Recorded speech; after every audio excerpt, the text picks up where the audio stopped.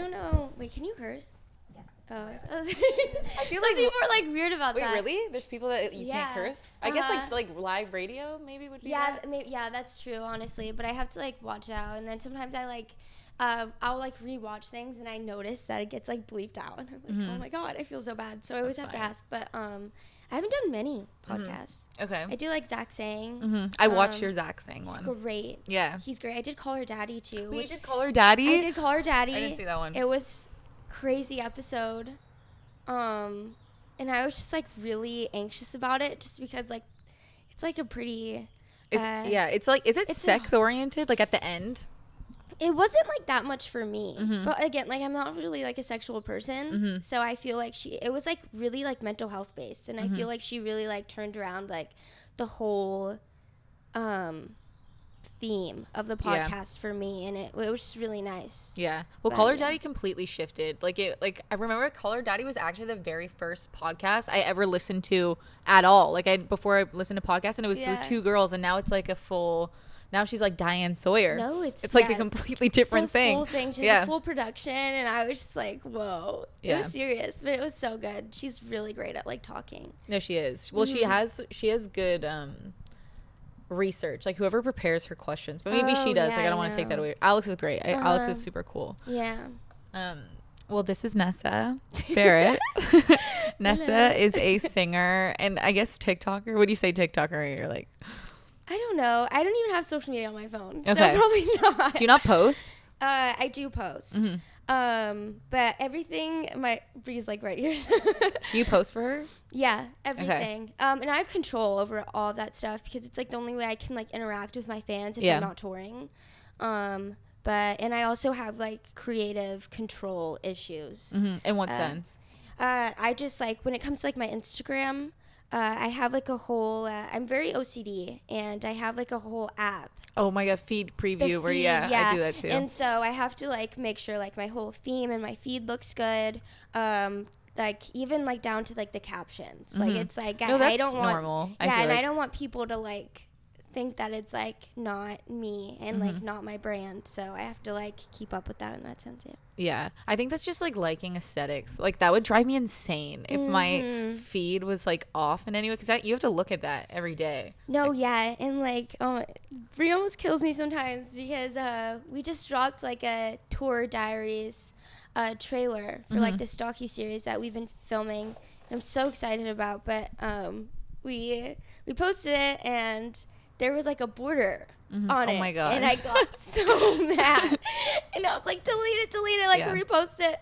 And I feel like sometimes I stress people out a little bit and I feel really awful, but yeah. So how do you see that? Like, did you just check? Did you want it to make sure? Well, she sends me like the links to make sure it's all good. And I opened up the link and I was like, oh my God. Yeah. Yeah. No, I would do the same thing. Yeah. Like seriously, I've posted and deleted so much shit. I don't care. Yeah. It's like important, really. I feel like most girls have the feed preview. It's so important. Yeah. And like I need everything to be perfect. Yeah. And like I'm not like fully like I decide and I tell them what to post, but I'm also not the one that's like curating it and like posting it.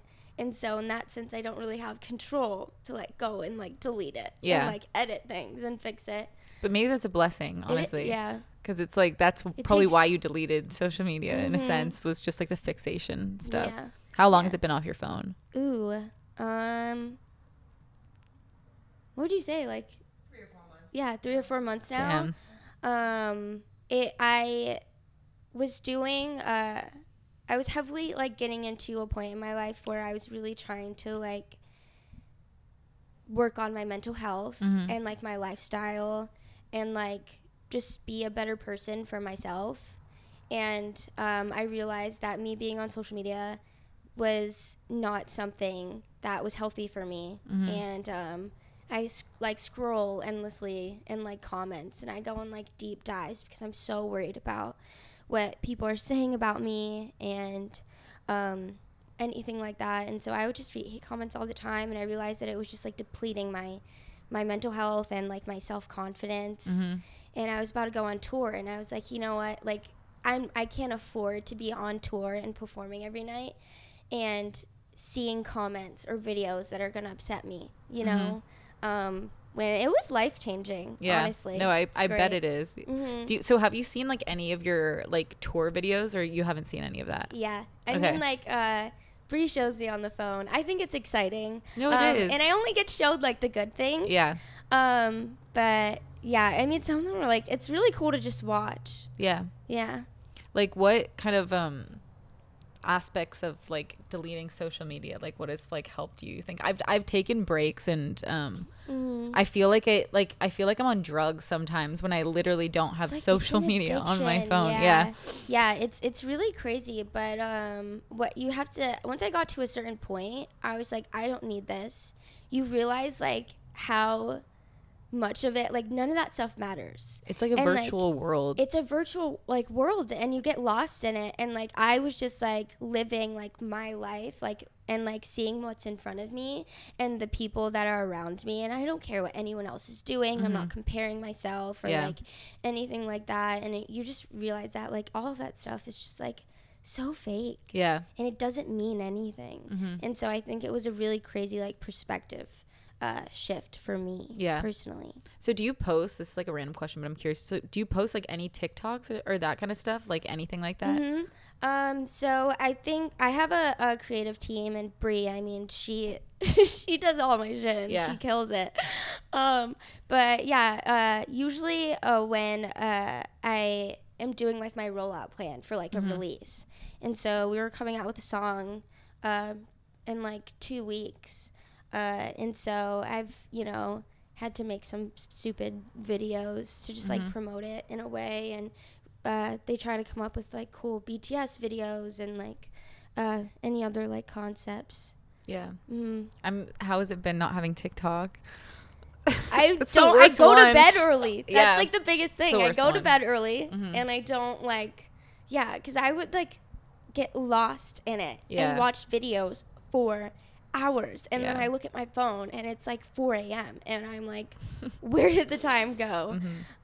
Sometimes like when I'm like getting ready for like shoots or stuff like that, and I have like my hairstylist like doing things, and I just have to sit there, I'm like, what do I do on my phone? I think I've watched every YouTube video I possibly could, but TikTok is such like a fast like paced like social media platform where you could just like watch anything, and you're just like flipping to see videos that you'll like, and it's just crazy.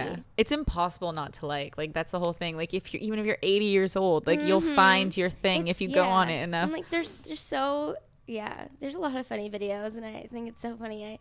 Every time like my tour group chat or like Bree will like find videos like, and they send them in the group chat, like mine shows up as a link, and so I see it on like Safari. But having other people show me funny TikToks is great, and then I just don't have the addiction anymore, so I don't have to worry about that. But what do you watch on YouTube? I've been getting into a lot of, I love watching people eat. Like, this sounds so like weird. Mukbangs? Like, not like, kind of like mukbangs. I like watching people cook. I have like a weird like hyperfixation on food itself. No, I feel that. I like watching like conspiracy theories and murder mystery stuff, ghost hunting. I honestly have probably watched everything. So I feel like I'm not like picky anymore. But I think like documentary stuff, and there's this like really cool YouTube series that I found. I forget what channel it was on, but it was like a psychic like kids, and it was just, like, it was like really crazy, like like they had like crazy powers, and they were like using these kids to like work on like murder cases and like all this stuff, and it was wild. Do you believe in that stuff, like psychics and 100%. Mediums? I'm so on the fence. I feel like I believe in mediums, but not psychics. The reason I'm a very like intense spiritual person, and I feel like I've weirdly developed like some like things that like people would say are like psychic, but like that's why like if I didn't like have things like that, then I would be on the fence about it too, because it is very skeptical and like all that stuff. But I think that it's real in the sense as like, I mean, if you think about it, like we all come from like the universe, and like it's a part of like our soul, and so if we have the universe like inside of like all of us, And like we do things like mirror each other. We take certain like paths and like do certain decisions because we know like we're destined to be, you know, at the end of it. And so I feel like some people are very in tune in that realm to the point where they, you know, they can like sense things or know things. I used to get like wild, like vivid like visions randomly as a kid, and I thought it was normal, and I couldn't really make sense of it. And like at the time, like I would see myself like performing on a stage in front of a bunch of people. At the time, like I was very into singing, but like that was impossible from like where I was. And I also would be like 6 and like, you know, like super fucking young. And then there was a moment on tour where I was on stage and it shot me back to that like time when I was a kid, and I was like, this is like crazy, you know? Yeah, like I also have like really vivid dreams, and a lot of my dreams end up coming true, and it's like really fucking scary sometimes. And I am able to do this thing like in poker. It's like really weird, but I used to be able to like before, like when the cards are dealt and like they're like flipped over, my friends would have me like write on like a piece of paper like any like number or like suits that come into my head, and I would like they would flip them over and I'd be able to guess them all, and it's really weird. Have you ever seen Ghostbusters? They have a scene in you know Ghostbusters? Yeah, they have a scene in Ghostbusters like that where it's like they like have the person like answer the card and then flip it, and then you get like electric shock. That's what I thought. I haven't seen that in so fucking long. Do you ever lucid dream? All the time. All the time. It's really crazy. But sometimes I also struggle with remembering a lot of my dreams. I also have like really, really bad like ADHD, so I don't even remember like what I did like yesterday. Yeah. But when you say you have like intense, like you're like intensely spiritual, like what do you mean specifically? I don't know how to explain it, but I've always been I felt spiritually guided and protected growing up. And even though like I had like a really rough childhood and I struggled a lot with mental health, I always had this like, I knew that everything was going to be okay, you know, like deep inside of me. And then I was like fucking different person, like literally up until like 3 months ago. And I think I've started to really work on myself and do things like Reiki and sound baths, and I work with a hypnotherapist that's absolutely amazing, and she's also like she is like a spiritual like mentor and like life coach as well, and she's really like gotten me to like fully get into that side and connect with that part of myself. And yeah, I just feel like I'm just really in tune, and my perspective on life I feel like is so different now. You know, I don't really care about the little things anymore, and just even down to like how I treat people. I used to be like, everyone has like a big ego part of them, and like, you know, and a lot of people, even myself, like I used to be like very selfish and I didn't even think about it. But yeah, I feel like I've really like worked on that part of myself, and it's like fully disappeared to the point where I just like care about like life itself and like the people around me and how to like better everything. Yeah. Do you feel like it was like an ego death kind of?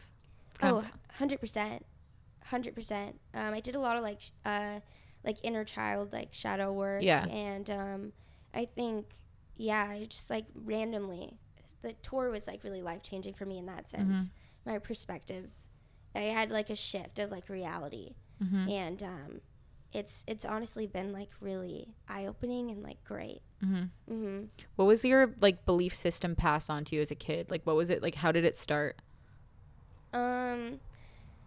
If there was one. No, yeah, religiously I struggled a bit growing up, because I would, you know, I go to like Latin church, and my family's Hispanic, and so they are Catholic, and it's like very heavy. And so I was very turned away by the whole religious thing, because it was a little bit too intense.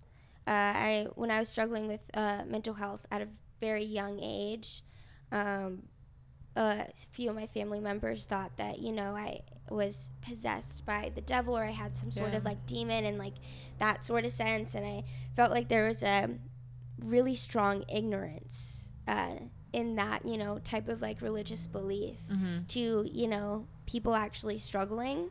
And that turned me off. And I would get scared growing up, like going to church, because like I would have family members that would like get possessed by the Holy Ghost and start speaking tongues, and like they would spaz and then collapse on the floor, and then the priest would literally cover them with a blanket and like do some like weird thing, and I couldn't understand that. And it was very intense for me.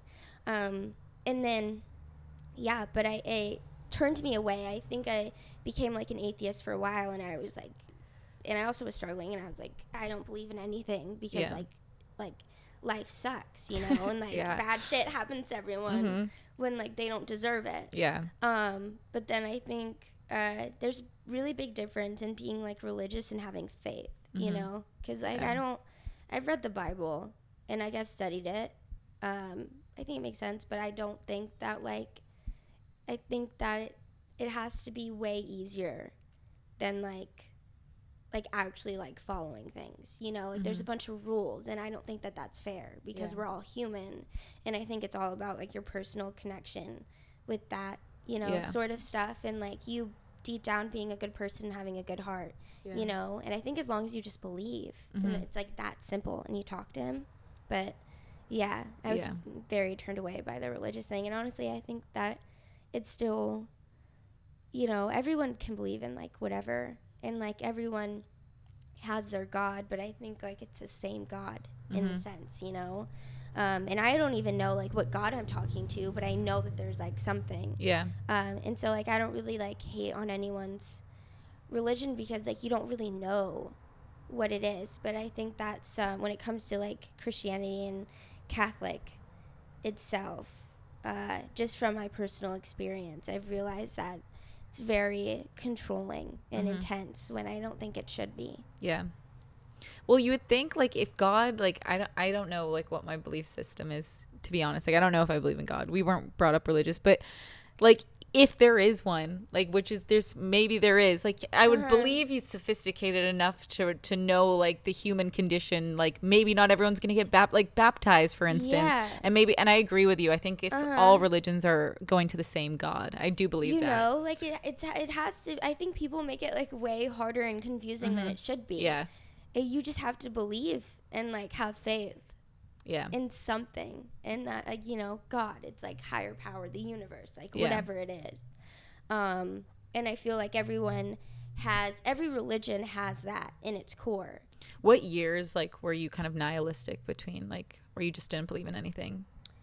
I think it was, I would say like 2017 through 2021.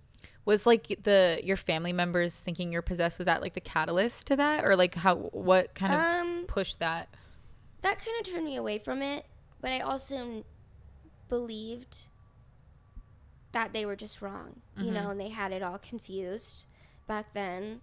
I think when I really fell deep inside like my mental health issues, and I was just going through like trauma after trauma after trauma. And I didn't understand why, you know, because I've always tried to be a good person. And I felt like I had a really good heart, and it just seemed so unfair. And that's the moment where I was like, if there is a God out there, like it just didn't make sense. You know, but then later on I realized that all made me to who I am today, you know, and it was all meant for a reason. When you say you don't have to answer, I know that you're like very like open, but you like don't have to answer anything that I ask if you don't want to. But when you say like you had like it was like a tough childhood, what do you mean like specifically? I'm just curious. I love my parents and my family so deeply, but I also was first child, and no one comes with a handbook on how to raise a kid. And I also know I've learned to accept a lot of the things that happened, and I felt really targeted, but I think now I know that, like, how people treat you is a reflection on how they feel deep inside. And I think that my parents were really struggling, you know, like any human does. And they dealt with mental health too. And, you know, they were just very human. And I had times where I felt like I couldn't do anything right in my family. Yeah, I just dealt with, like, a lot of trauma. Like, yeah.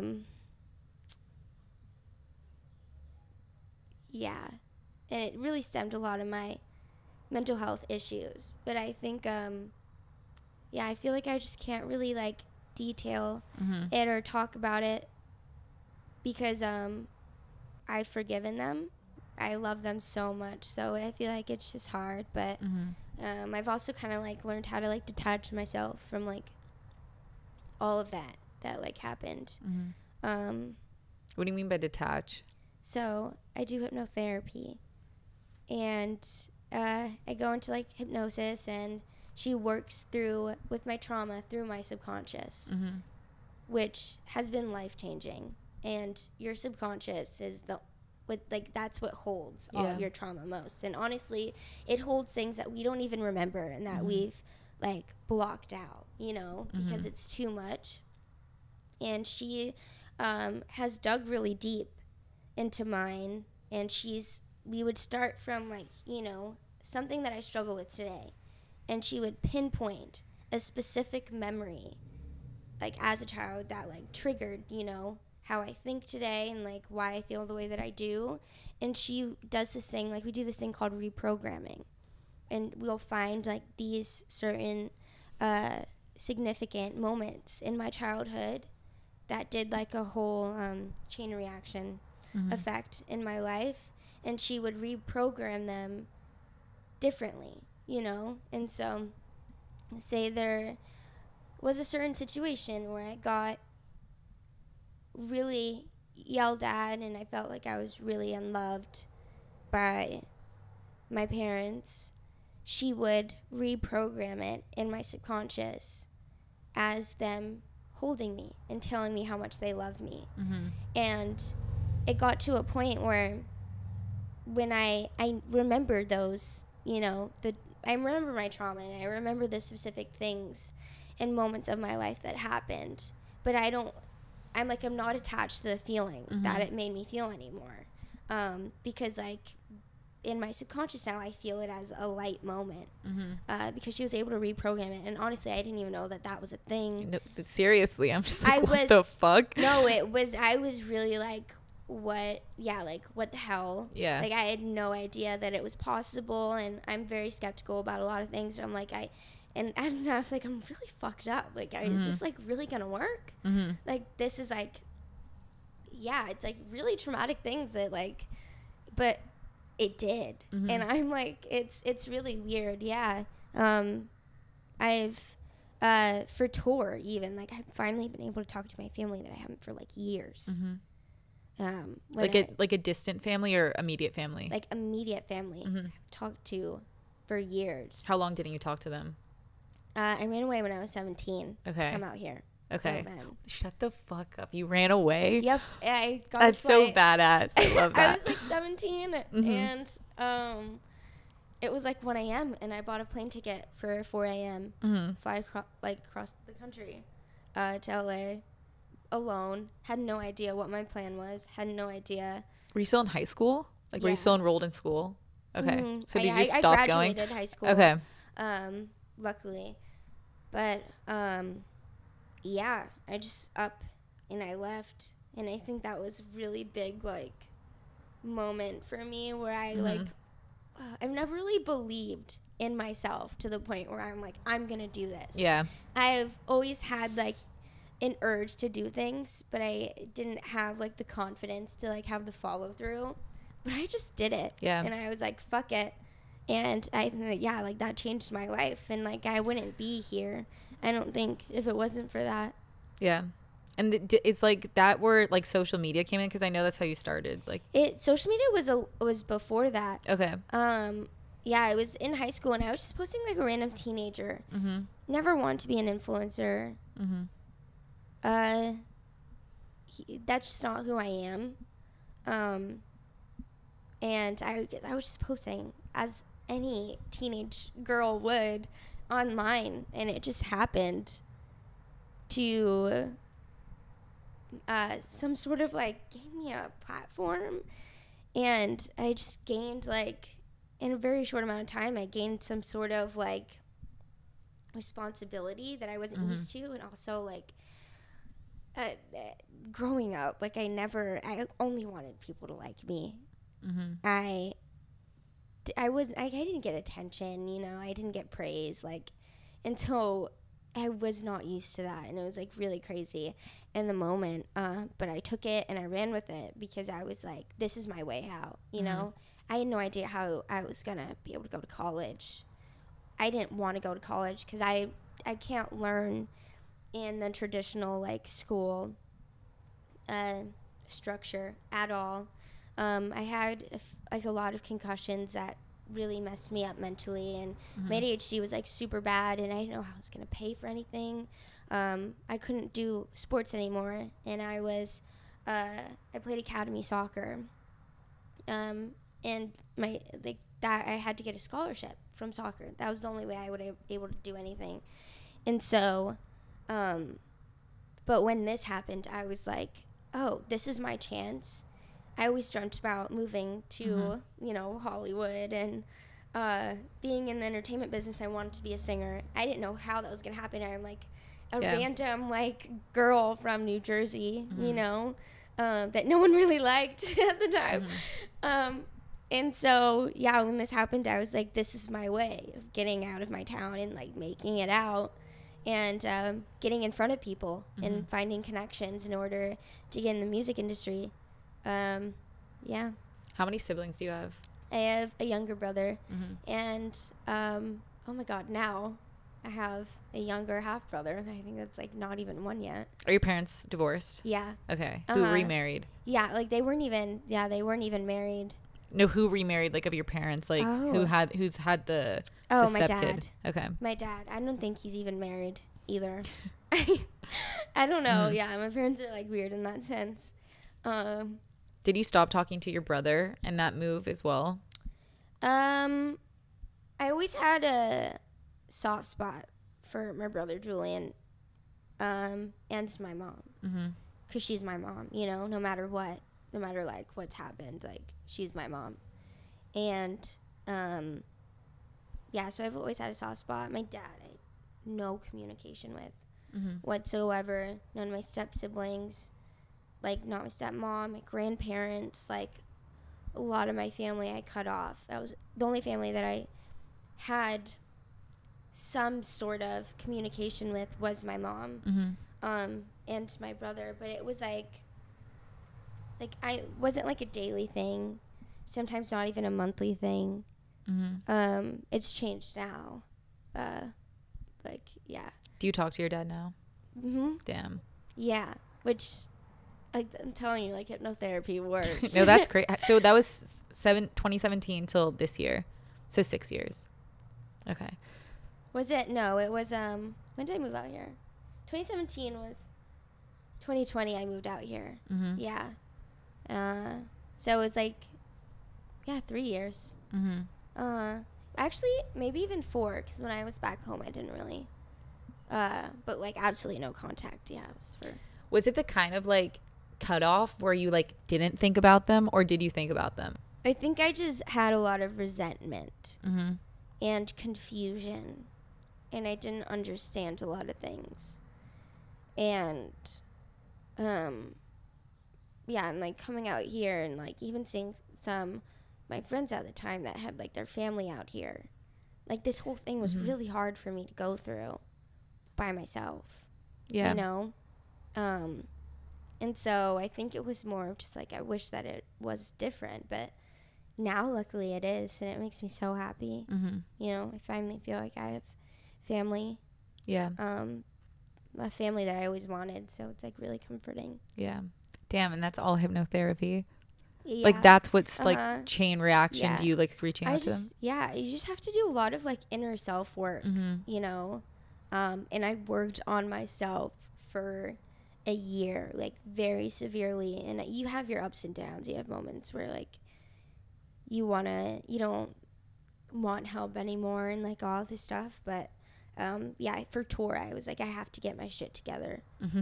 You know, to be able to do this, because I was always like, this tour is gonna make or break me. You know, I didn't know if I was like mentally ready, prepared for it, or I couldn't afford to have as many episodes and mental health, like the mental health struggle that I dealt with prior to tour, on tour. If I have to perform every night and I have to meet my fans and, you know, I have to show up every day. Like, that's the big thing. You know, I have to show up and I have to be my best self. And obviously it was hard, but it was so much easier because I put in the work, you know? Yeah. When you say episodes, like, what do you mean specifically? Like, were there things that trigger it? Like these? Okay. Yeah. So I have borderline personality disorder. I also struggle really bad with like OCD and anxiety and an eating disorder, and they all just kind of mush into one when either one of those get triggered. Yeah. And then it kind of becomes an explosion internally, and then it gets so bad where like it, you know, I start, you know, to be very self-destructive and to almost like ruin my life in that moment, and I freak out, and I don't when I get in these episodes, I can't process that there's any other feeling or emotion other than what I'm feeling then. And it's just so like deep and like intense, but like I couldn't even tell you the last time I got in an episode, which is insane. I used to get like them daily. I would be lucky if I went a day without them. Sometimes I would have multiple in a day because I was already so sensitive. But yeah. How long have you known you had BPD? I was in therapy since I was like 6, but BPD and a lot of those disorders, you can't diagnose them until like you're 18. But I was actually misdiagnosed when I was 17 with bipolar disorder.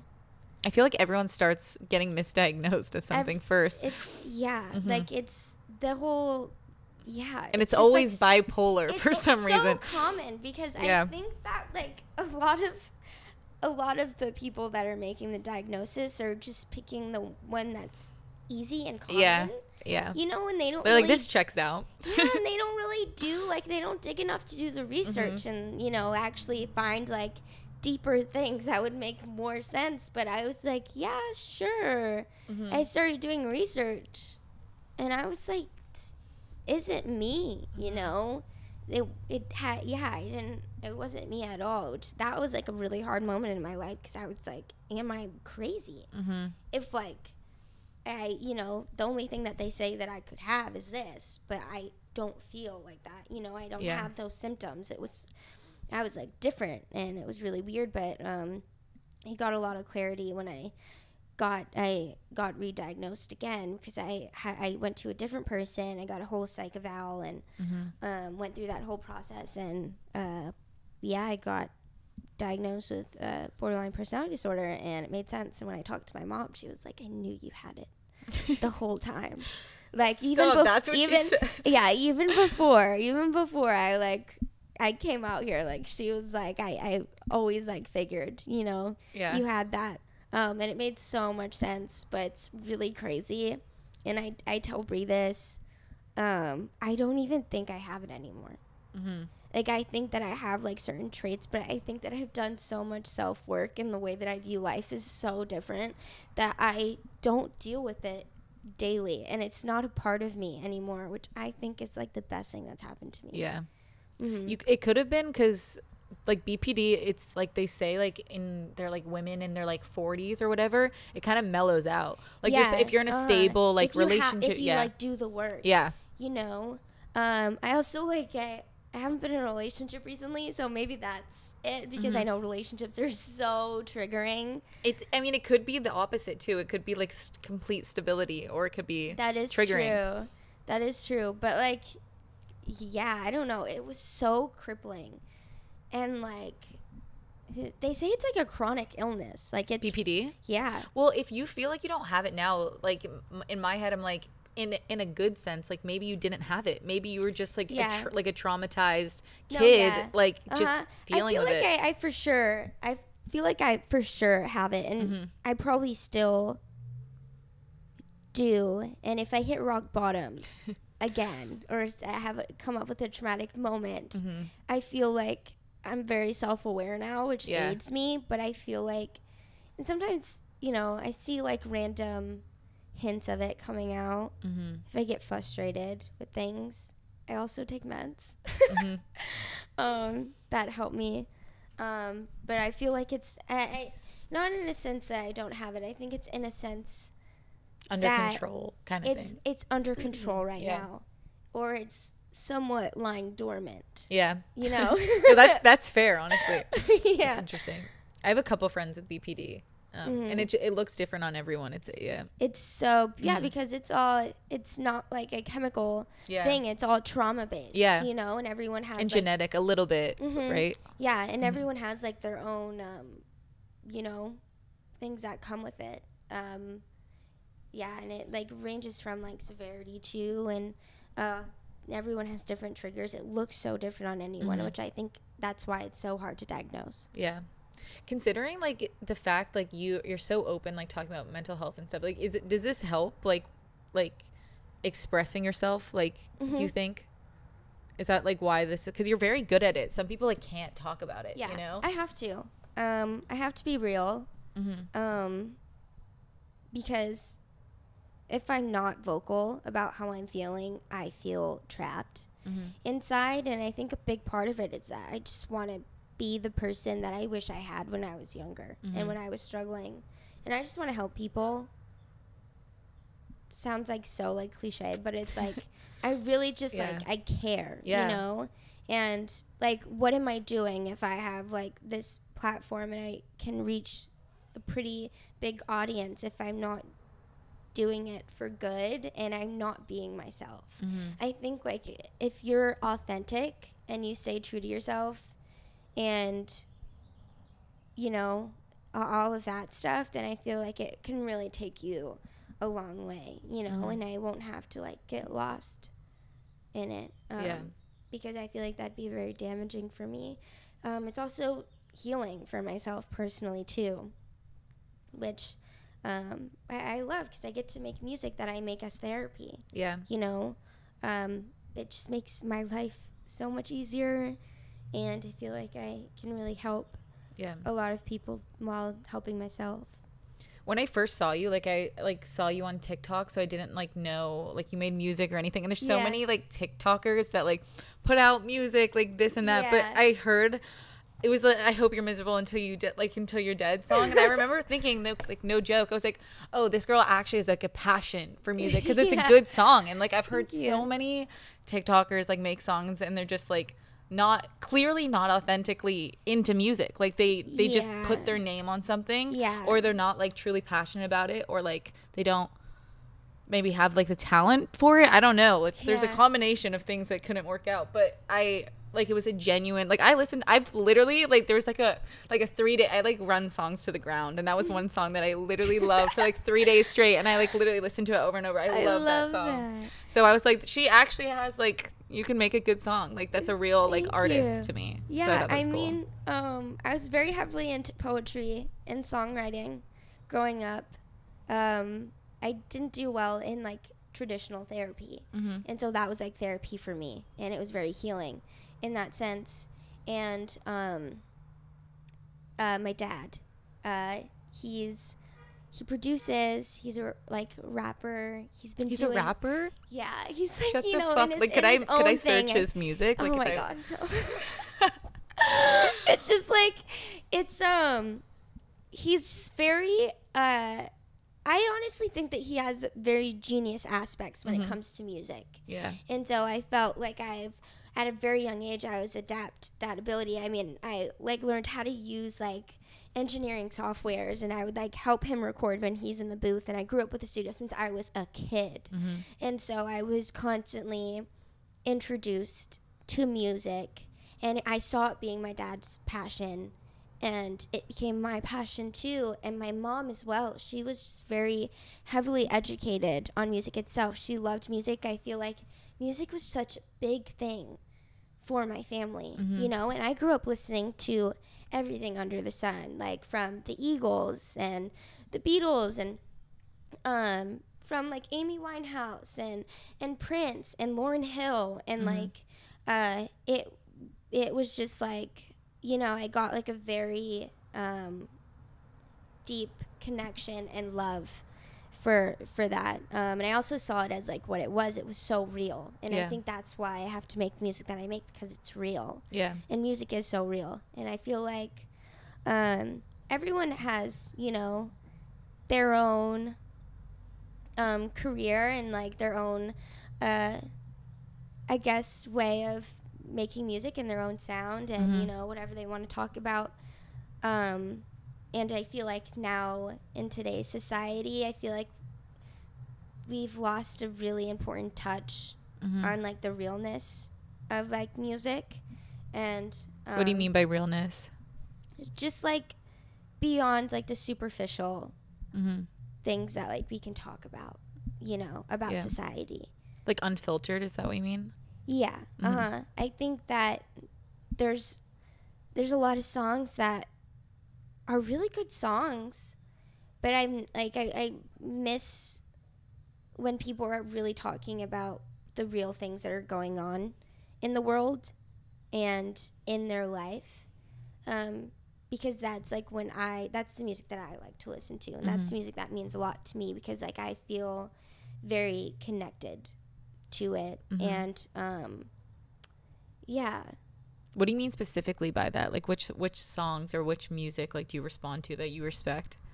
I think, you know, old school like blues and jazz I have like a really big love for, and it's like it's just filled with so much emotion.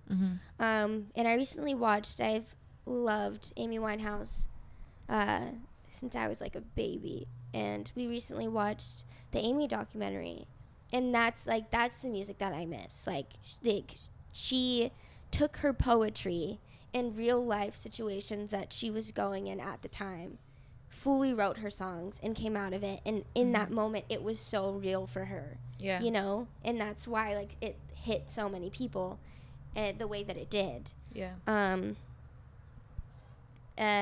And you know, so like and even like I like fell away from making music that was authentic to me in my life. And so I've been in sessions every day since I've gotten back from tour, every single day, making a song, a new one every day for like my new project.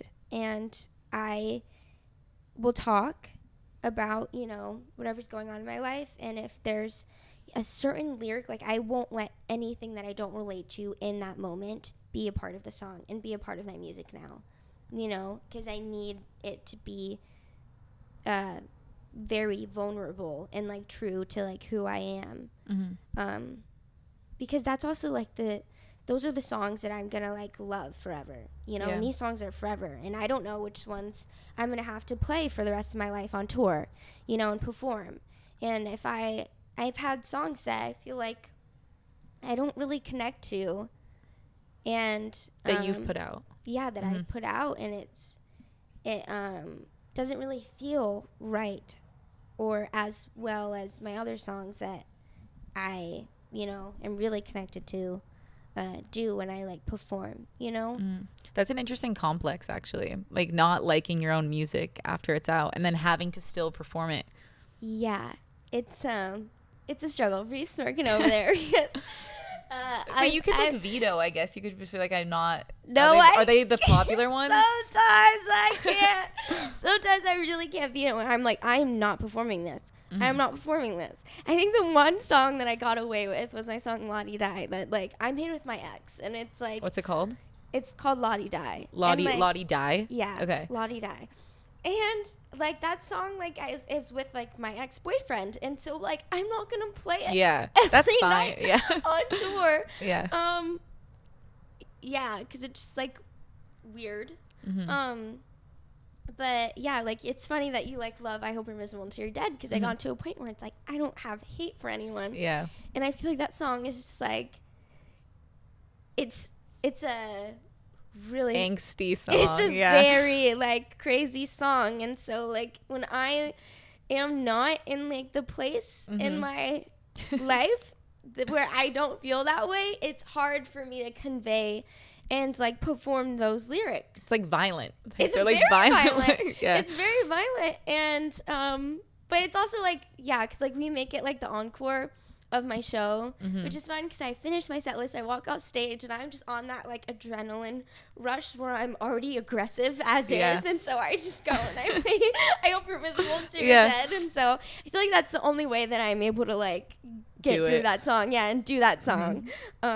But you're because I listened to some of your new album. It's still pretty angsty, like the new album. So and still kind of violent as well. Yeah, and this is also why like it's so weird how fast my life changes and my perspective change, and like my feelings towards everything changed, because like a month after that like album dropped, I was like, I'm different. I'm different. I'm a new person. And like the music that I'm making now, like I'm so excited for that to come out, but I don't know how I'm gonna feel like by the time it comes out. But I think it's also really fun because like I'm just maturing with my music and with my fans. Yeah. And I feel like you can hear that. But like, I'm like, a lot of my songs are just like, my old ones are just like stupid and like aggressive and like mean and hateful. I'm like, who hurt you? I love it though, because you tap because it's exactly what it is, which is like the pain and like real angst of a girl at that time. You know what I mean? So it's like frozen in time, like that, like what you tapped into. So it stays there because it was real at the time. I think it's cool, and it's like I think when you're young too, and like feel so much towards a guy, like you'll never like when you're like 16, 17, 18, like whatever, like you'll never really feel that way ever again. Yeah, exactly. And you can tell listening to that song. You know? Exactly. When I do find those that there's some songs that I end up going back to when like something will happen later on in my life. Anytime I feel like I have to cry, I play my song Too Hot to Cry. Too Hot to Cry. Too Hot to Cry. And I just feel like I don't know, there could be a moment where someone really fucks me over in the future, and I'm like, oh my god, I hope that they're miserable until you're dead. I'm sure that song will relate to you at some point. Oh yeah, I know it'll come back to me. Yeah. But in like this moment, but yeah. Is there a drastic genre change in like what you're writing now? Yeah. Like what is it now? Insane. I feel like it's very it's like all peaceful, like no, it's very like jazzy. I would say has a lot of like blues elements, a little bit of like a western vibe, and it's still dark and it's still like my sound. Like the lyrics. Yeah, very theatrical. I think that these are the most like visual songs that I've made. Every one I'm like, oh, like this is so sync worthy. I can already see it in like a movie, which I love. And I feel like it's just like, yeah, and it's also fun too because I've learned how to like also like play. I mean, when I don't have anything to write about that's going on in my life, it's really fun to play a character. What do you mean? Like to almost like write as if I'm someone else. Yeah, I love doing that. Or as if I'm like me in a certain point of my time. Yeah, because I have like some songs where I'm just like, very revengeful. But I feel like I do mean it. Yeah. I mean, like, I but I feel like in my head, like my mindset is different than what the song portrays, I like my mindset of like, I feel like success is the best revenge, and like taking the high road and being happy you know, and like at peace in your life, I feel like is like the best way to like move on from a situation. That's how I feel. But these songs are like sort of more aggressive than that. The new ones. Yeah, but like they're not like aggressive. I think that they're emotional. I don't know how to explain it. But they're passionate. Very passionate. That's like a perfect word. And I also think I'm talking a lot more about real topics like in the world in general, and the struggles that come with being a woman itself. 'Cause it's very hard and almost heartbreaking at times. But yeah. What do you mean by that? It's funny you talk about that because me and my sister were talking about that right before you came. Really? Like just like being, because our friends one of our friends' girlfriends was at like in St. Bart's and like saw like a room full of like pretty girls, and then said to her boyfriend, she's like, I feel like I'm like the ugliest girl in this room. And then we just kind of like branched off of that. Yeah. It's like the first time that had happened to her, like the first time she had kind of like been in a room and just been kind of like struck with that much kind of beauty, and then felt that's the most like I know exactly what that feels like. It's very destructive. I think that women are the ones that have to struggle the most and are affected the most by beauty standards in general. I feel like even just like a day to day, like it's scary being a girl. I can't even walk alone ever by myself. I've had certain instances, like moments in my life where I felt threatened, you know, and I felt unsafe, and that's just not fair, you know, for us to have to think about safety and protection before anything else. And even just like politically, like the whole abortion thing, beyond me. The fact that anyone, like no one's controlling, like, you know, like men's bodies. No, it's archaic. It's crazy. You know? Yeah. But that's like, I feel like we just get hit with the most like problems in society. And I also think it's because we're the most powerful, you know? Which, yeah, I think that's really what I'm trying to convey in this like new music and genre. Like specifically like being a girl, like being a woman. Yeah. And also kind of like regaining like our power back, I think is very important. How so? Like in what terms do you mean by that? We hold a different, like, so many different abilities. We're so nurturing and mothering. We're so beyond passionate. And I think the amount of drive that a female has when she really wants something is insanely incredible. And I think that I know for me, and I know like for a lot of people, like we, from like the moment that like we're a kid, very discouraged and feel, you know, like we don't have as much worth and that we can't really do a lot of things. And even like culturally, like for a lot of people, it's like very hard to just be a girl, you know?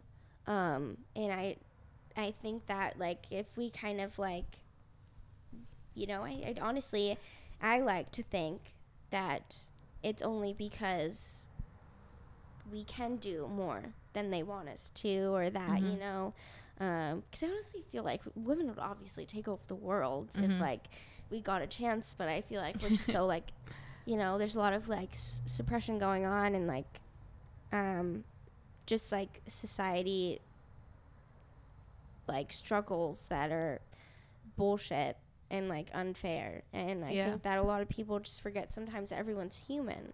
But I think that because we have to deal with the things that we do, it makes us stronger. Maybe not physically like men, but like we have mentally. a higher like pain tolerance, I think, than men do. Like physically, physically and like emotionally. Tattoos, like my guy friends are like, that didn't hurt, and I'm like, I don't even. They're fucking feel like babies, that. like kids, because we can like endure childbirth. Like we actually have like a literal higher pain tolerance. Yeah, it is like the fact that like our bodies are capable of literally creating an entire human being. Yeah, in us. No, that's crazy. It's like magic. Actually insane. Like sometimes I like really think about it and I'm like, it's really wild. Yeah. Like what we can do. And I just, you know, I feel like we're just so powerful in that sense. Yeah. And I think it's just sad that like society like destroys our confidence. Yeah. You know? And on the flip side to it though, it's like kind of cool because like women were gifted and you're born with a purpose. You know, like men like aren't born, they're kind of purposeless at first. You have to kind of get a purpose for yourself. Yeah. You have to pave that yourself. Women are born with the ability to give life. Like no one else can do that except for women. You're born, like if you want, you have a purpose handed to you if you want it. Like that's crazy. Exactly. So that's cool in itself, and that's like part of like why I like being a girl, honestly. It's like the fact that like I have purpose, like if I want to like literally give life. Like that's sick. Yeah. Yeah. I mean, I think that we're really fucking great if you really dig into like your feminine side, you know, and like try to like wash away like the bullshit that gets like thrown at us. But it's just like sad that we have to deal with like slut shaming and like beauty standards and like all of that stuff. I think it's just like a little bit pathetic and just unfair. But, yeah, I think we're on the trail to like not like even like I don't even know if that like exists, but certainly like to diminish like what's the word, like stigma for shit, like the slut shaming stuff. Like I feel like in like 20 years like girls like being promiscuous or not, like I feel like that's not gonna be a thing. Almost. Yeah. And it's like I have my boobs out all the time, like fully. Like you go on my Instagram, you can see my nips. Is that slutty? No, because it's like it's the human body. I feel the same way. And it's like I'm not gonna post like a sexual photo because like I'm not sexual myself, you know. But it's like I just think like I have the right to be confident, and like I don't know why there's such a weird stigma about like how much of our body that we show. Like you go to other parts of the world, there's nude beaches and no one gives a fuck. Also, like women like breastfeed in public. Like that's like it's the human body. I'm saying, and like everyone has seen tits before. Yeah. What is the big deal? No, I feel you on the nipple. I think bodies in general are just beautiful, no matter what. And I think it's just so. It's just a shame that like people feel the need to hide it, or they think that it's disgusting. And do people say that? They say like shit like that? Oh, I'm sure that I've gotten like weird comments. Yeah. And rude comments about my posts. But it's like, the thing is like, this is like, goes back to like me being like strictly like who I am. You know, I'm authentic. I'm real. If I don't care about my boobs, then I don't care. Yeah. You know? And I really struggle with confidence when it comes to my body. And so me being able to do those things, it's like a kind of like fake it till you make it type thing. And it helps me, and I also like think it's like encouraging for other women, because we shouldn't be ashamed and we should learn how to love our bodies and all that stuff. And I think the first step is, you know, just to be able to have the confidence and just be willing to do what you want to do and to wear what you want to wear, and to not care. Yeah. You know? I think confidence lies, like, its exact, like, definition, at least in my eyes, is, like, stopping caring what people think. Like, that's just confidence. But I feel you with the like, with the nipple thing. Like, I wear, like, so many things where my, like, nipples are out, and then I have to think about it. But I'm like, for me, I don't care. Yeah. Like, to me, it's, like, the outfit. And, like, I don't want to have to put, like, a fucking bra under this, like, beautiful mesh top. Yeah. Just because it's not allowed. Exactly. But it's, like, not allowed. It's, like, truly, like, it's, like, a forbidden thing, or you're, like, a whore or something. Yeah. And I'm like, I don't care. Like, this looks great. That's the thing is, like, people use certain, like, words and, like, terms, like, so, like, loosely. They throw them everywhere. And it's, like, what you wear and what you look like and your confidence does not make you a whore. You should not be slut shamed for that. Like, you know, at all. I get called that all the time. And I'm like, little did you know. Like, I can't even, like, kiss anyone without freaking out. Yeah. But, like. That's, yeah. People don't even know what, like, a whore is at this point. It's like, you don't know my business. You don't fucking know anything. Like, like, how do you have the nerve to call anyone that you don't know a whore? It's just, like, it's, like, unreal to me. They must be a whore. No, I was literally just thinking, I'm like, they either have no sex at all. Oh, yeah. Or they're like the biggest whore. Yeah. Yeah, it's Like, a lot of the guys. It's a lot of the guys that come at people because like they can't pull them. You know? Yeah. I'm like, sucks to suck. Yeah. Is it guys mostly? Do you think that it make comments like that? I feel like it's also women too. Women too, honestly. But I just think everyone that's like leaving, it has like anyone that wants to go and leave any hate comment or say anything hateful about another human being, I think that's just a reflection of their own insecurities. No, it's so sad, truly. It's really like, sad. And like I've honestly learned recently that like when I have hateful encounters with other people, I've caught myself like feeling bad for them and like hoping that like they find peace, you know, and I'm like, you know, I like wish them like so much love. Yeah. Because that's really like what they need. Totally. You know? But it is like, it's not like, it's stupid. And like, I get it. But it's just like, it's annoying that people have to bring other people down because of their own problems. Yeah. You know? People that are just so innocent and have nothing to do with anything. Like, you don't even know this person. Like, you know, they're just randomly commenting, like, things that are just like, whoa. Yeah. For what? And not even like in your daily life. And you're worse than me. Like, you're worse than me because you're doing this. Like, it's just so fucked up. Exactly. Yeah. And it doesn't make sense with me, but I know that everyone. It was like the Hailey Bieber shit. I was like, come on. You guys are worse than Hailey Bieber at this point. Yeah. Like, seriously, though. I'm like, you guys are bullying her bad. It's never fair. And I don't like. If people could do. Okay, there's obviously a level of things that people can do. Mm-hmm. But, like, it's never fair for even just, like, catty, like, girl drama. If it's hateful or not, you know. And, like, I don't stand for that. And, like, I know people don't stand for that. But it's, like, is it really worth making this woman feel miserable and dragging her down to the point where, like, she probably feels like she has to die? Like, it's, like, I think it's, like, disgusting. And it's so, like, intense, you know? And I can't even, like, imagine, like, millions of people just attacking you nonstop. And I just think it's sad because like two wrongs don't make a right, you know. And like you said, like, they're not any better if they're, you know, bullying, like, it makes no sense. Like, I'm like, do you remember, like, cyberbullying was like people that like cyberbully people, and like, you know, before like Instagram, like when it was like Facebook you're talking about, right? Yeah, like it was like almost illegal if like something happened to that person. Yeah. Like, it's like, so it's like it's a rule, like you don't do that, you know. It's like just a common sense thing. Yeah. You know, it's like out of like being like polite and like, you know, a good person. Cyberbullying is so, and bullying itself, you know, like sharing and spreading any hate towards anyone, you know, I think is so unfair and disgusting and like so ugly, because you don't know what anyone is going through in their life. Yeah. And you don't know what moment and what word and what tiny like incident is going to trigger someone to like their wit's end. Yeah. You know?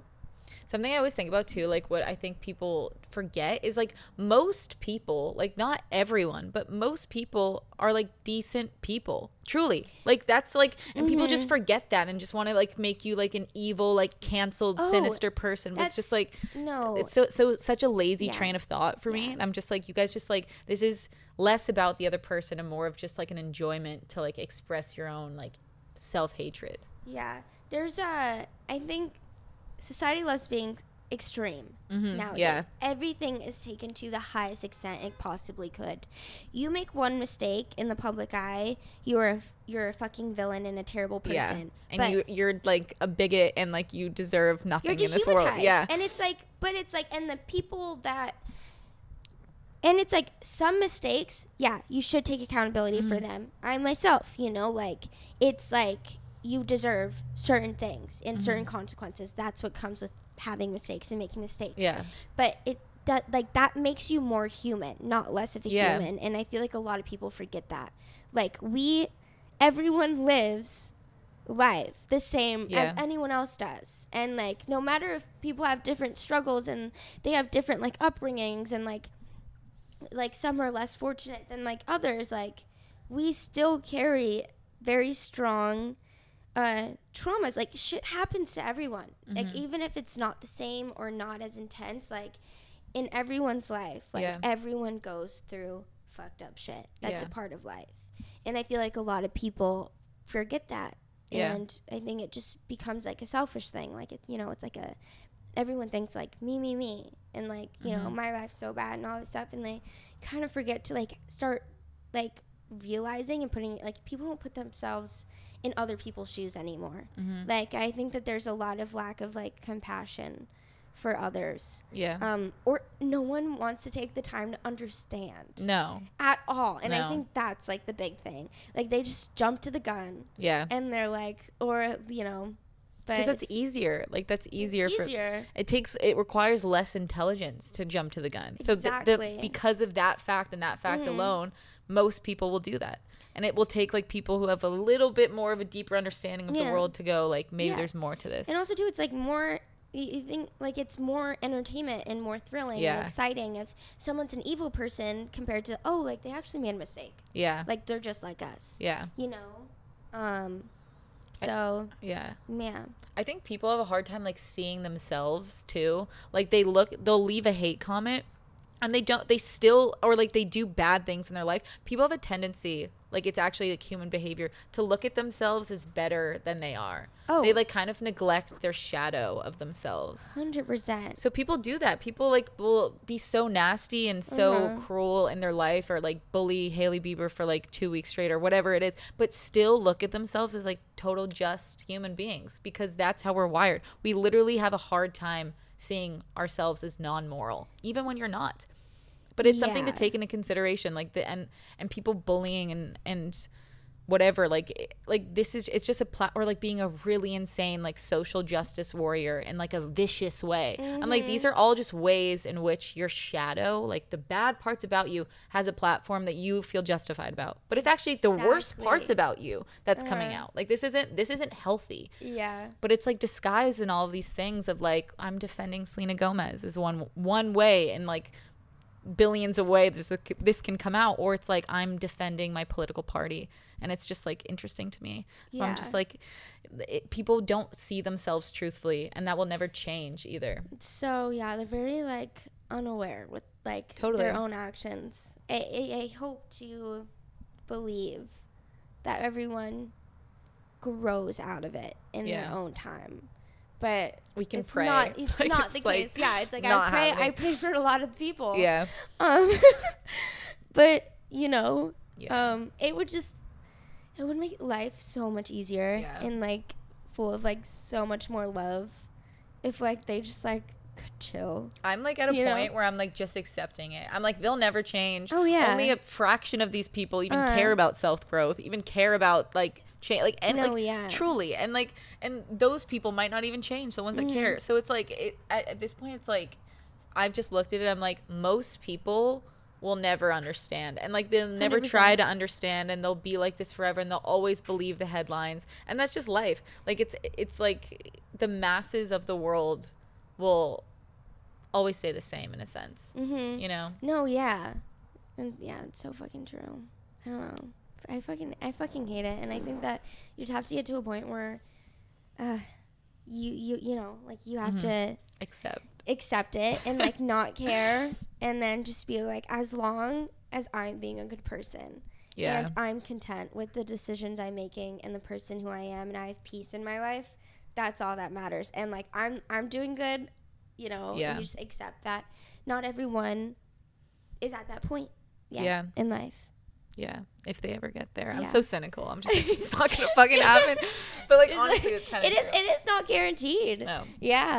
But it's just really not. Like, some people are just like born shitty, die shitty. That's true for sure. But well, maybe some people aren't born shitty, because even like Jeffrey Dahmer was like born just like a sociopath, but he wasn't shitty yet. you know? Yeah, I mean, I don't think any child is capable of really having evil or knows, hatred. I don't know, actually. Yeah, but like if you just like look at kids, like I feel like when we first like are born, like they're full of like such purity and like innocence and like, authenticity as well. Yes, and like you see like how much like they love life and they're so excited and they're so genuine, you know? Yeah. And I feel like, you know, like you're right, like as like you grow in life and you have like experiences, like that's like what knocks like your spirit down. Yeah. I wonder like if it's possible, like I actually don't know, like to be born bad, you know, like who knows? Yeah, unless it was like a devil child. I don't know if that's like a thing. But, like, yeah, like I wonder, like, because I guess like sociopathic would be like the worst, like psychopathic would be like the worst thing you could be, right? I think that the kids that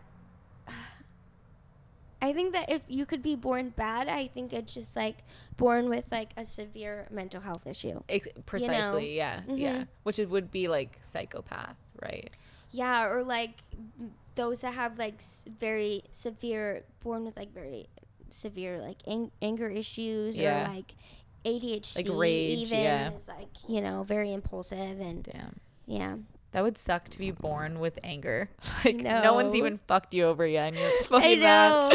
I know. I'm honestly come across a lot of like youngins, like just like kids that are just like hitting the walls and like running around like I'm gonna kill you, and I'm like what are you watching at home? Like, no, literally. What were you like because I was an angry kid, honest to God. Like I was like, so I like seriously. So you were one of those. No, yeah, I had every emotion. I like displayed all of them. So but like I wasn't like terrible, but I was like definitely bad, like a bad kid. What was like your kind of vibe? Oh, I don't know. My parents told me that I was an angel until my anxiety started to play. I had anxiety from a really young age, and I would have like meltdowns. I think I was just like a drama queen. Anxiety over what? Like the littlest things. Like I would get attached. I had weird attachment issues to either like a like stuffed animal or a blanket or a dress that was in like the dress up like the dress up like chest in like my preschool. Like you would have like a dress up time or like you know, like a playtime, and then there's like a dress up like area, and I got attached to this dress where I would literally fight girls for, I guess, and it got to the point where my teachers had to sent me home with the dress. Like they gave me the dress. They were like, have it. Yeah. And I like wouldn't take it off. I wouldn't let my parents wash it. It was like, what did it look like? It was like a white like princess dress. Okay. Yeah. And my my parents told me this one story where I was young, and it was like 65 outside, and I wanted to wear this full on winter coat when I was like 7, and I would not take it off. And they were like, you have to take it off, like it's too hot. And I would not take it off. I refused.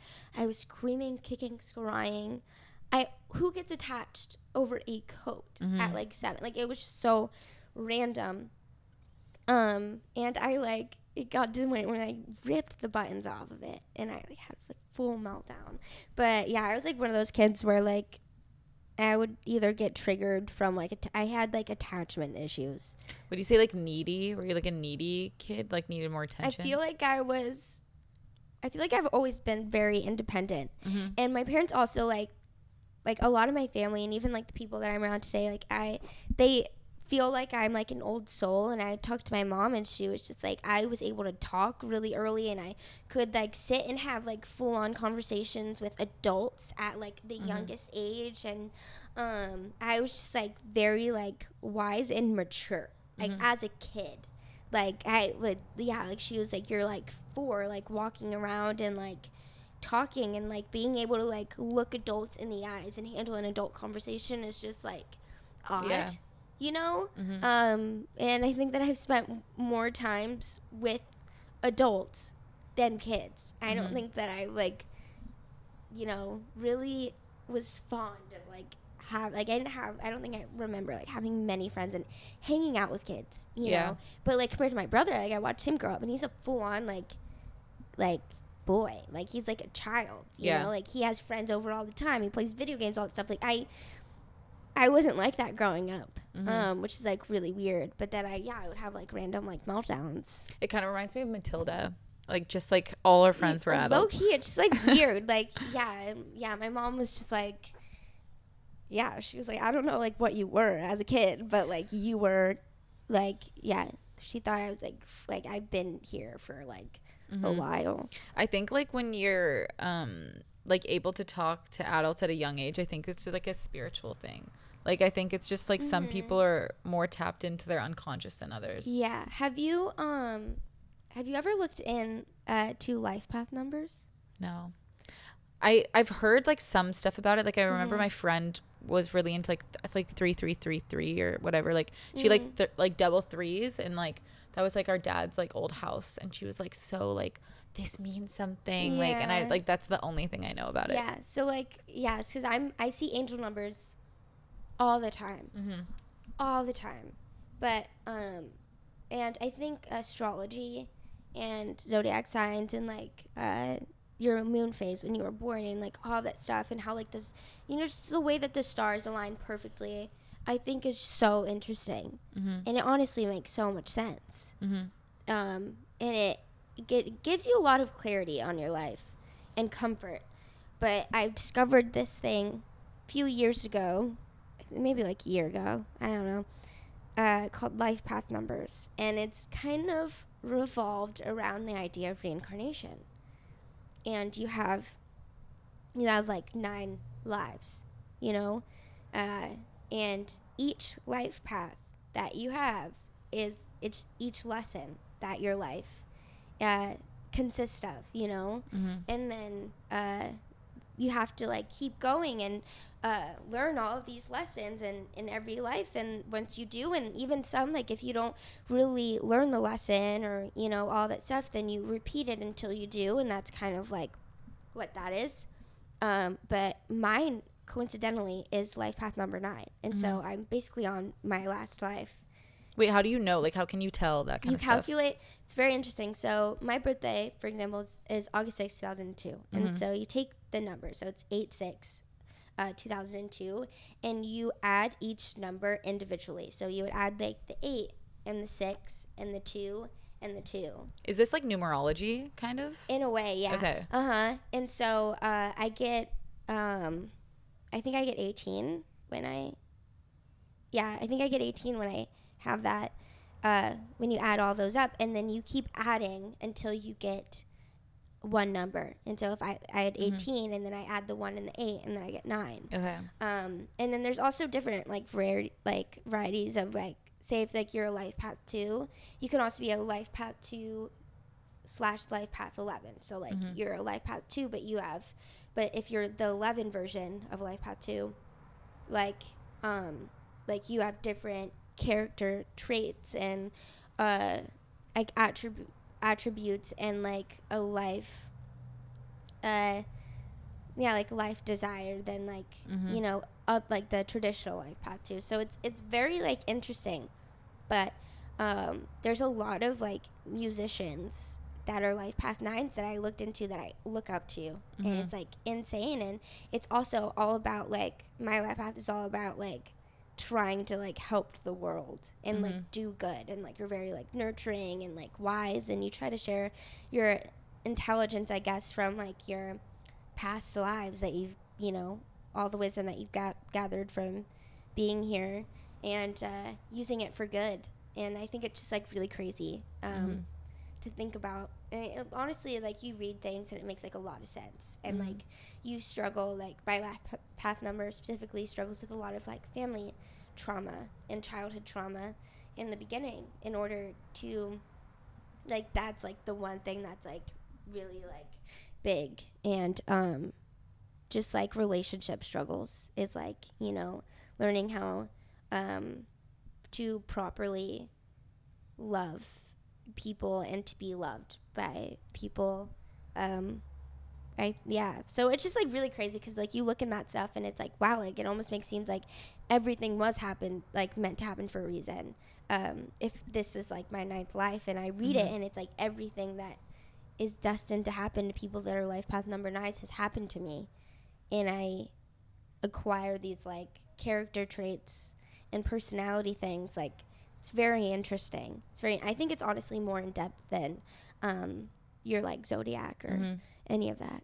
Is it like a one or the other situation that you can believe in, or can you believe in both simultaneously? Oh yeah, I believe in everything. You know, I believe in universe. I think numerology, I think, is, a lot of people don't understand it or don't like see it like as big as it is. You know, like, it's so important and it's so beyond like meaningful. Numbers have a meaning like for everything. And I just think, like, you know, how the stars align itself, and like, if you just like look at the calendar, like, it's just like each birthday is gonna, like, you know, it just adds up to like the same number. Like, everything just like correlates to one another, and I just think it's like really interesting, because I think it also makes you feel like you have purpose, and that there's more meaning behind to all of the bad things that happened, because I think that's one way that like really helps you get through a lot of stuff, is to almost accept it and to find a good way to look at it, you know, as awful as it is. Yeah. No, it does come down to perspective. Like, in terms of, I like, it's interesting because like I hear you speak on like what you like, your beliefs and like how it's helped you, and it's like honestly like inspiring me. I'm like, I need to believe in fucking something, like, probably it's because it helps you and it helps people. Like, that's the whole point of like religion and spirituality and like astrology and numerology. It's like comfort at the end of the day. It's, you know, huge comfort, and it's just nice to feel guided, you know. Yeah, I'm so cynical, dude. I don't know if I can do it. Like, seriously, I'm just like, there's no proof. Like, I can't. I'm not even gonna go in that tangent in my head. But I respect everyone's beliefs. I don't think mine is the right one either. I just can't help it. Like, I don't think this is right. It's your nature, you know. But yeah, I mean, everyone like believes in whatever in is something, like right to them. Yeah. You know, and I feel like my belief system has like recently changed and helped like change my life for the better, and so that's why I'm like so into it. And I think like, yeah, like, I wake up and I wake up really early. I meditate. I literally meditate every day. I could sit in meditation for hours. I work, make songs. I am able to choose the energy and the people that come around me, because I'm like protecting myself. I keep to myself. I don't drink. I'm like fully sober now. Yeah, I don't party. I don't like, you know, I don't care to, and I'm so like content. Yeah. I've never felt that before, but it's like a crazy like mind shift. Yeah. Do you believe in like like fate and shit like that? 100%. Like, it's written for you and you're just on the path. And interesting. I like that. Or I think, but also everyone kind of has, I feel like everyone is destined for something in their life. Everyone, I feel like, because spiritually, like, if you really look into it, like, your soul like signs like a life contract and like, you know, already knows all this stuff. So I feel like it's like destined for you, and that fate is a thing, you know. Everything works mysteriously how it's supposed to. Like, there's right place and right time thing, and like you meet people for a reason, you know, and the people that come to your life are for a reason. Like, I believe that to my core. But I also know that you also you have the power to, you know, choose your own fate. And like, because you can take the wrong path if you want, you know. Everyone has the choices. I think that's why it's like, when it's like that whole thing about like being like very spiritually in tuned and like knowing like subconsciously like the right decisions to make in order to get where you are supposed to be, you know. But a lot of people could like, you know, don't have mental clarity, or like very influenced and mentally like fogged up, and or just have like just make poor decisions. Like, I've made poor decisions, you know, and it could lead you somewhere else. but I do like there's a purpose for everyone in this world. Do you feel like you avoid or you don't? I feel like you don't avoid things almost. I feel like you like allow things to like affect you. I protect myself. But I also go with the flow. I think I've learned to surrender. Yeah. And that's like the biggest thing. Whatever happens, happens. And I've learned that it happens for a reason. Yeah. Even the worst things in my life that have like literally made me feel like I wanted to die. Yeah. At the end of it, I feel like it's changed me significantly. And so I've just kind of like understood that to the point where I'm like, you know, it's the whole thing. You have to believe, like, the universe has a plan for you. God has a plan for you. And there's a lot of things that are out of your control. And I feel like that helped my anxiety so much because I stopped worrying about everything. I stopped to, like, want to control everything in life. Yeah. It's, like, hearing you speak, it sounds like, to me, like a deeply sensitive girl that, like, just let, like, things like fuck her up to a better place, like genuinely. And I like that because like people can like avoid, you know, or like avoid getting hurt or whatever it is, and it doesn't benefit them at the end of the day. Like it's actually like it served you. You have to learn the hard way. Yeah, that's all about life. It's lessons. And the thing is, what's interesting is that if you don't let yourself hit rock bottom and you don't let yourself feel it or actually go through these things, it's gonna keep happening until you learn, like until you break down. Yeah, until you break down and until like you do, because it's supposed to happen. Like that's what growth is about. Yeah.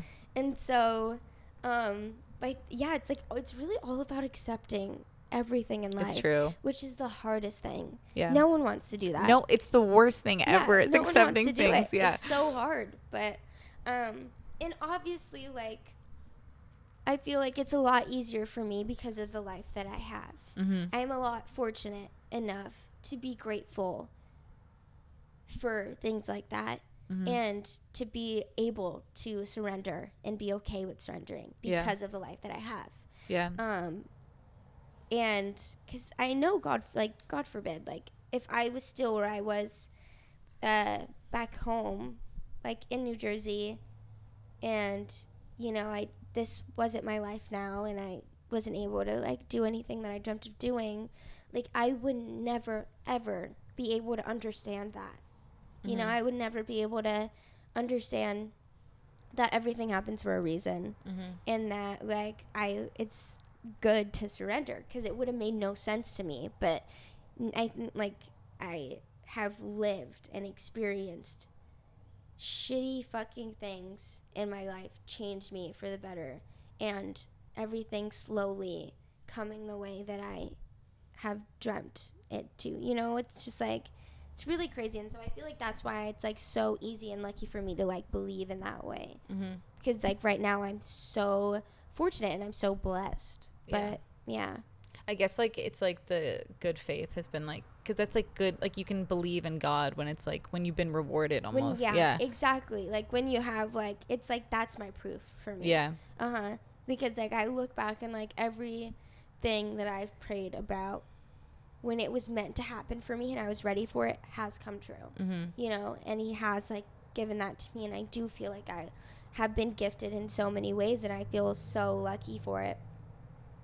And I think that also gives me a lot more responsibility to do good with it, you know? Yeah. And to continue to be a good person, because I like there's a lot of times where I feel like I don't deserve a lot of the things that have happened to me, or I can't really process or understand how I've, you know, had everything that I do, or, you know, how I got blessed with so many opportunities, and it, you know, I don't know why I was able to actually like live my dream, you know, but yeah, that's so sweet. I love that. It's just like, it's comforting, because that, you know, it's for me. But I love that, like you're like living your dream. Like that's sick. That's fucking rad. And like it's nice to be excited about life. You know, I felt like I held a lot of fear about the future, but now I'm just like excited, and it's really cool to do something that, you know, I always wanted to. Yeah. Is the touring like consequence of your like album that came out a couple months ago? Like, is that's what you're touring, right? Yeah. And people really like that. Yeah. Okay. And I also I play. Yeah, there's 2 new ones that I play that are off my new project. Okay. On tour, and it's like really fun to do. Yeah, I go to Europe soon, and I've never been to Europe. You've never been? Never. Damn. Where are you going? Which parts? I think we're going to London, Paris. Amsterdam's gonna be crazy. Okay, yeah, Germany, London, Paris, Amsterdam. Okay. And yeah, I've never been. Mm-hmm. But I'm like so beyond excited. Oh my God. I always wanted to go to like Paris, see the Eiffel Tower. Yeah. Like just like those like random things, eat the food. Mm-hmm. Like, but it's really cool that I get to go for the first time, like doing something that I love, you know? It's like exciting. Yeah, no, that is very exciting. Yeah. It's beautiful. What time are we at also? We've been talking for so long. Is there like a topic you wanted to talk about before you came? Dude, I forgot to ask like, at the beginning. No, we hit so much shit that I was not expecting to talk about. Like what stuff? Like we can also take out whatever. No. I'm so open about everything. I thought we had so many like deep and like interesting like conversations, and I live for that stuff. Mm-hmm. Yay. You know, so like not every, you know, I never get to do like a podcast and like talk to people about like spirituality stuff. Yeah. That was crazy. I love that. What do you mostly talk about on podcasts? Like music and like sense.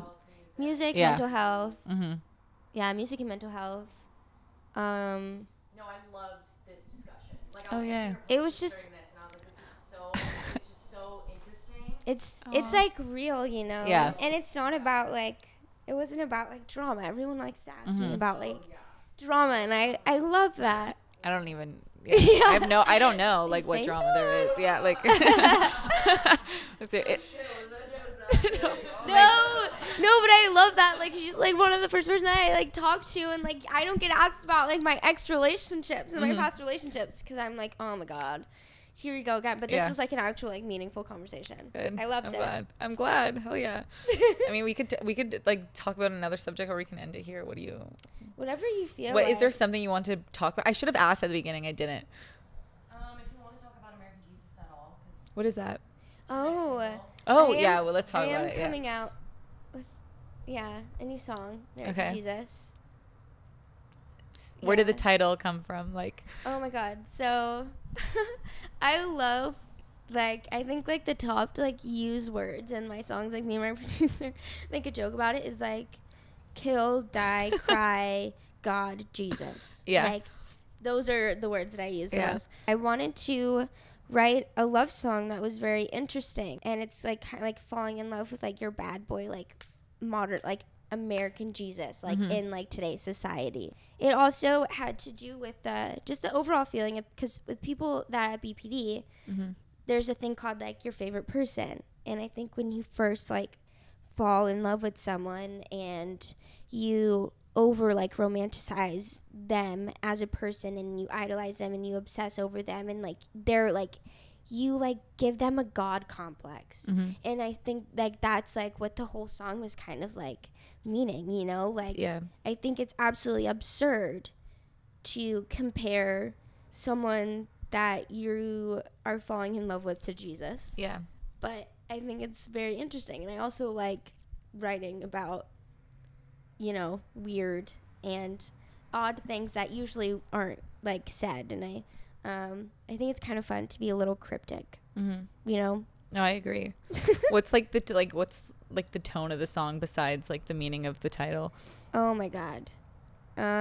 Is it like something you like dance to? Like, is it something that makes you feel cool? It's giving me like top down in like a car, like driving. It's very like free and like fun and like youthful, and I love it. The music video is absolutely amazing. Probably did you film it already? My best music video ever, and I used a love interest. Okay. Like where I actually had to be in love with this person for this video, and like touch them and like act. Yeah. I had no idea that I could do it, but I fucking did. And there's a lot of moments where I was like, oh my God, like this feels too real right now. Was he like, attractive at least? Like, oh no, he's a great guy. Yeah. Like so sweet, so chill. Like it was the most fun I had in a music video ever. And it's also, I noticed that it's honestly really nice and gives you a lot more confidence to being in front of the camera with someone else. You know, it was just so nice, and it was just a new experience for me. But probably my favorite music video I've ever done.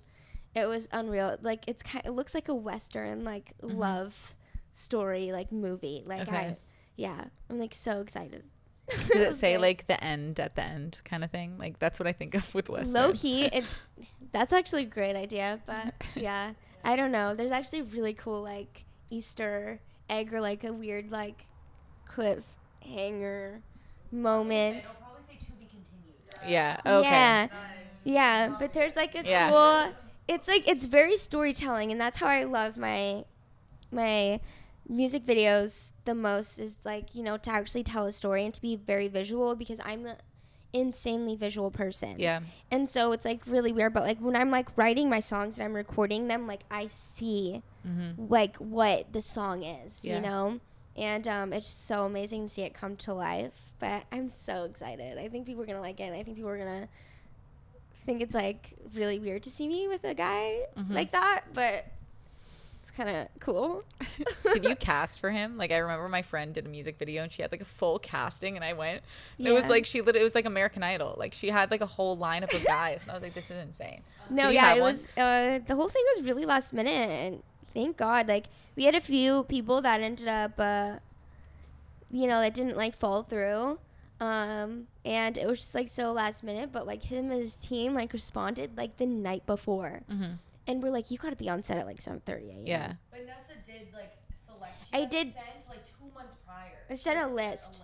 Were they like models? Were they people you knew? I went. What's that like website where you can like look up like actors and? IMDb. Oh, yeah, IMDb. Okay. I was on IMDb, and I was looking up like people by their age, because I didn't want to like it to be like a you know 16-year-old. Yeah, like 16 or like a fucking like 42-year-old or anything like that. So I was looking at people by their age, and I was like scrolling through the list for so long and writing down any possible names that I think could be cool. Yeah. And he was on it. Yeah. Was he just like a random dude? Yeah, he's a model, and he's a model and actor. He was an insanely amazing actor. I was like, oh my God, like I'm not used to this. I don't know what the fuck I'm doing. Like he was like really so professional, knows exactly what he was doing. Cool vibe, and he actually happened to fit the description of the song, because I say in the song that he has like long like brown hair. I mean, his hair was kind of black, and green eyes. Like he has green eyes in the song, and he had like bright green eyes, and I was like, this is really crazy, because I didn't even think I could get anyone that had green eyes. I didn't even realize when I picked him, but yeah. Hell yeah. I love that. Well, I'm excited to see it. When does it come out, the music video? April 28th. After the song. Your song comes out first, right? Or are they coming simultaneously? It's the same day, right? Okay. Same day. Thank God. I want it to be a moment. When was it? April 28th. April 28th, okay. Wait. Okay, no. We're in April right now. Yeah. It's actually coming out. It's coming up in like 2 weeks. 3 weeks. Okay, 3 weeks. Never mind. Sex, but yeah. I'm so excited. Yeah. Well, what's it called? American Jesus. Stream American Jesus. Yeah. Stream it, slay. Nessa, thank you so much for coming on my podcast. You are adorable and very sweet and open, and I loved it. Oh, yeah. I loved it too. It was great. Thank you for having me. Thank you, of course. That was good. You're so easy to talk to. Thank you. Oh my God. I love this. Yeah. I felt like I was watching you guys like hang out for the first time and just like open up and have like a heart to heart. It was awesome. I loved it. Yeah. No, I love being able to like talk to people about like deep things, you know. So it was like really interesting. I loved it. Oh my God, this was great.